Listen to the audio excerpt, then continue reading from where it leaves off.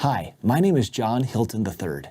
Recently, somebody created a fake John Hilton III on YouTube, stealing a picture of me from the internet, and has been making comments that look like they're coming from me.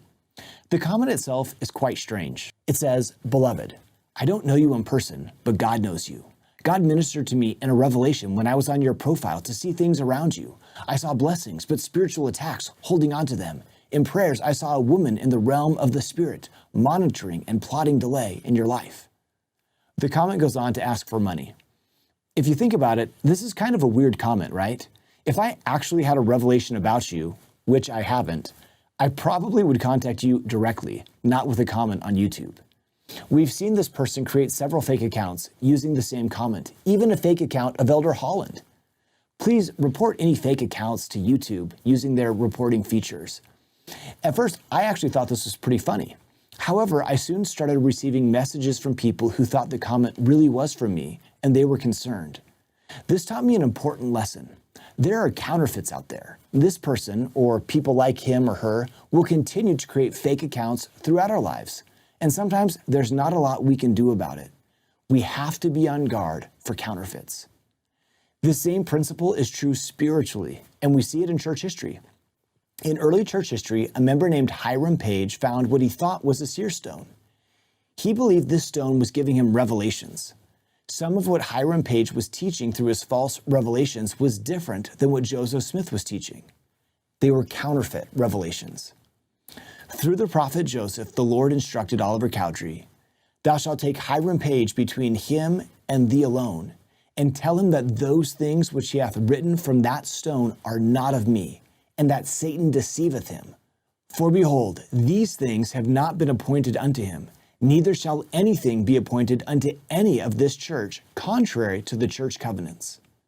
In other words, although many people claim to receive revelations, we will not receive true revelation telling us to do something different than the living prophets of God. A young man and woman, for example, can't receive a spiritual feeling telling them that it's okay to be sexually active with each other, because God has already commanded through his prophets that sexual intimacy be reserved for marriage. Some people today are deceived into thinking they or somebody else purporting to be a spiritual leader knows more than the prophet or has received additional revelation. This is, of course, another counterfeit. The Lord taught, "No one shall be appointed to receive commandments and revelations in this church, excepting my servant Joseph Smith Jr., or we might say today, his current prophet."